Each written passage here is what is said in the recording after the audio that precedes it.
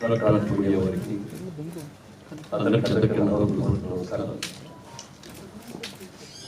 మా జైపేటి బ్యానర్ కింద అతడు సినిమా ఆగస్టు 10, 2005 దాన్ని రిలీజ్ చేయడం జరిగింది. ఇప్పుడు ఆగస్టు 9వ తారీఖు మహేష్ బాబు పుట్టినరోజు సందర్భంగా ఈ చిత్రాన్ని రిలీజ్ చేస్తున్నాం. అయితే ఆ రోజున ఉన్న టెక్నాలజీ వేరు, ఈ రోజున ఉన్న టెక్నాలజీ వేరు. టెక్నాలజీ పరంగా కూడా దీన్ని అప్గ్రేడ్ చేయకుండా రిలీజ్ చేస్తే వాడు ఉత్తమ సినిమాలకు దాటి తక్కువ కష్టం అనే ఉద్దేశంతో ప్రసాద్ ల్యాబ్ వారి సహకారంతో ఈ సౌండ్ సిస్టమ్లు కానీ ఎవ్రీథింగ్, కలర్ కానీ ప్రింటింగ్ కానీ ఎవ్రీథింగ్ టెక్నికల్గా అద్భుతంగా తయారు చేసి వాడు ఇప్పుడే తీసుకుని కొత్త సినిమా ఎలా ఉంటుందో అలా ఉండేటట్టు చేసి ట్రైలర్ కూడా చూసి చాలా చక్కగా వచ్చింది. తిరుపతి శ్రీనివాస్ గారికి మొట్టమొదటి సినిమాగా ఆ సినిమాతో చేద్దాం అనుకున్నాం. ఒరిజినల్ గా ఆయన రైటర్ గా చాలా మంచి పేరు తెచ్చుకున్న సందర్భంగా ఒక రోజు నేను కిషోర్ గారి ఇద్దరు కలిసి కూర్చొని త్రికమ్ గారి మంచి మంచి సబ్జెక్ట్స్ తయారు చేశారు. ఆయన అన్ని ఆయన్ని మనం డైరెక్ట్ గా పెట్టుకొని సినిమా తీస్తే బాగుంటుంది కదా అని ఇద్దరు డిస్కస్ చేసుకున్న తర్వాత ఆయన కబుర్ చేసి ఏదైనా మంచి కథలు చెప్పంటారు, డైరెక్ట్ మీరే చదువు కానీ మన సినిమా చేయాలి, కథ చెప్పండి అంటే ఒకే మాట, నేను సర్వంతి కిషోర్ గారికి మార్పించానండి సినిమా వాళ్ళకి చేస్తానని. వాళ్ళకి చేసేది ఆల్రెడీ రెడీ అయిపోయింది, సబ్జెక్ట్ కూడా షెడ్యూల్స్ కూడా రెడీ అయింది. వాళ్ళు చేసేది అవగాహన ఇమీడియట్గా ముందు వచ్చేస్తానండి అంటే సరే ఓకే అండి అన్నాం.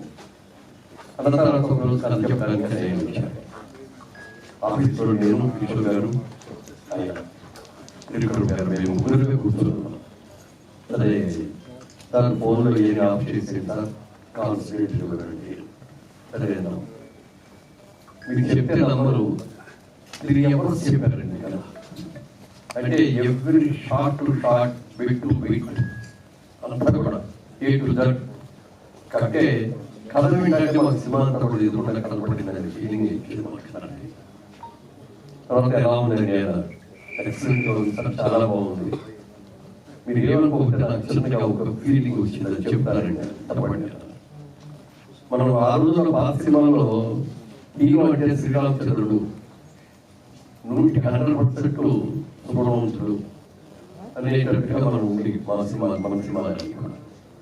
అయితే అప్పుడు ట్రెండ్ మారుతున్న టైంలో హీరో క్యారెక్టర్ కూడా కొంత నెగిటివ్గా ఉంటే బాగుంటుంది అనే ఉద్దేశంతో దీంట్లో పెడితే నేను దాన్ని కొంచెం ఆ బిగినింగ్ పార్ట్ కొంచెం నెగిటివ్గా ఉందండి క్యారెక్టర్ హీరోని అని అంటే అబ్బాయి అన్నారు తిరుపతి గారు. ఇది వాళ్ళ రోజు ట్రెండ్ ఇదండి. వాళ్ళు ఇంగ్లీష్ పిక్చర్స్ చూడండి, లేకపోతే హిందీ సినిమాలు చూడండి. ఏ సినిమాలు చూస్తున్నారు కొంత యాంటీ క్యారెక్టర్ ఉంటేనే జనం కూడా లైక్ చేస్తున్నారు. ఇది చూడండి అన్నారు కిషోర్ అవునయ్యా, అలాగే చేద్దాం మనం. దాంట్లో ఏమి మార్చట్లేదు, ఒక కూడా మార్చట్లేదు. మీరు యాజ్ ఈజీగా ఈ సినిమాని ఏమనుకున్నారో దాని ప్రకారమే చేయండి, మేము ఎవరు కూడా ఇంటర్వ్యూ అవ్వని చెప్పి ఆ బాధ్యత ఆయన పెట్టుకోవాలిగా సినిమా చాలా అద్భుతంగా చేశారు. అయితే అప్పుడు ఆ స్టూడియోలో మా సైట్స్ ఉంటే ఆ సైట్స్ లో ఒక హౌస్ సెట్ కావాలండి అని చెప్పి డైరెక్టర్ ఈ విధంగా హౌస్ సెట్ మంచి రిచ్ హౌస్ ఆ హౌస్ మేము సెట్ వేసాం అన్నమాట. అది చూసి అందరూ బాగుందన్నారు, అందులో సెలెక్ట్ చేసాం. ఆ సినిమా షూటింగ్ ఆల్మోస్ట్ 90% దాంట్లోనే ఉంటుంది, మిగిలిన ఆ సినిమా తీసిన తర్వాత అప్పుడు చాలా మంది ఏమంటే ఈ సెట్ చాలా బాగుంది, ఇంకా చాలా సినిమా వాళ్ళు వచ్చి తీసుకుంటారు అడగడం, వాళ్ళందరూ తీసుకుంటూ జరిగినప్పుడు నాకు ఒక ఆలోచన వచ్చింది. ఈ హౌస్ ఇలాగే ఉంచి ఇక్కడ సైట్ కూడా ఉంది కాబట్టి కేఎస్ రామారావు గారి గార్డెన్ సిటీ లాగా మనం కూడా ఒక షూటింగ్ స్పాట్ చేసి మిగిలిన బిల్డింగ్స్ అన్ని కూడా మనం కట్టి చేస్తే బాగుంటుంది అని చెప్పి ఆలోచన రావడం, చేద్దామని నిర్ణయం కూడా తీసుకోవడం జరిగింది. కానీ దురదృష్టవశాత్తు ఔటర్ రింగ్ రోడ్డు ఈ సైట్లో నుంచి వెళ్ళిపోవాల్సిన పరిస్థితి వస్తే తప్పనిసరి బస్సులో ఇవ్వాల్సి వచ్చింది. అలా ఇవ్వడం మూలంగా ఈ మేము వేసిన సెట్లో వేసినంత పెద్ద బిల్డింగు రోడ్లోకి సైట్ కూడా 15 ఎకరాల పైన దాంట్లో వెళ్ళిపోవడం మూలంగా స్టూడియో చేయలేకపోయింది. ఎందుకంటే కేఎస్ రామారావు గారు ఇక్కడ అవుట్డోర్ షూటింగ్ కేఎస్ అని వేరే ఉన్నారు, గార్డెన్ అదే కేఎస్ రామారావు గారి షూటింగ్ అవుట్డోర్ షూటింగ్ లాగా చాలా షూటింగ్లు జరిగాయి. క్రియేటివ్ కమిషన్స్ వాళ్ళ స్టూడియో అది వాళ్ళ బ్యానర్ కూడా. అయితే తర్వాత చేతులు మారి మా దగ్గరకు రావడం, మేము దాన్ని డిస్మాంటిల్ చేసి అపార్ట్మెంట్ కట్టడం జరిగింది. మనసులో ఆ భావన ఉంది, అయ్యో స్టూడియో మనం చేసాం, మన ఎప్పటికైనా వీలైతే స్టూడియో కట్టాలి అనుకున్న ఆలోచన అని అక్కడ అవుటర్ రింగ్ రోడ్ రావడం వల్ల చేయలేకపోయాం. ఈ సినిమా చేసేటప్పుడు మహేష్ బాబు గారు కూడా ఎక్సలెంట్ గా ఆయన పరీక్షించారు. ఎన్ని డేట్లు కావాలని కాదండి, సినిమా బాగా రావాలి అని చెప్పి చేయటం. పాటలు కూడా ఎక్కడెక్కడ కూడా వెళ్ళి పాటలు తీయడం కూడా జరిగింది. అలాగే ఒక ఫైట్, క్లైమాక్స్ ఫైట్ అందరికి కూడా తీసుకుంటుంది. ఈ రోజుల్లో చాలా మంది చాలా డేస్ తీసుకుని చాలా కాన్షియస్ చేస్తున్నమాట వాస్తవమైతే అప్పటి రోజుల్లో అది 28 రోజులు క్లైమాక్స్ ఫైట్ తీశారు.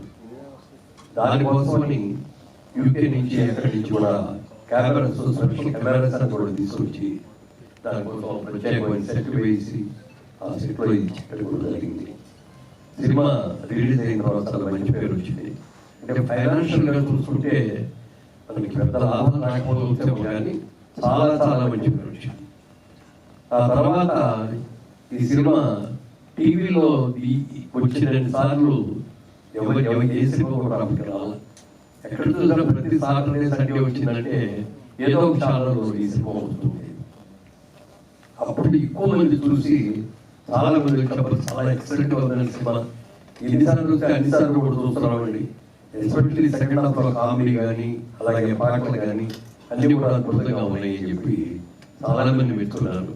తర్వాత మాకు కూడా అది రిలీజ్ లో కానీ తర్వాత సేల్ చేసినప్పుడు వచ్చిన రైట్స్ లో కానీ హౌస్ కట్టేటప్పుడు దాంట్లో చేసుకుని షూటింగ్ కానీ మేము ఫైనాన్షియల్ కూడా బాగానే కవర్ అయ్యాం, ఏమి ఇబ్బంది లేదు.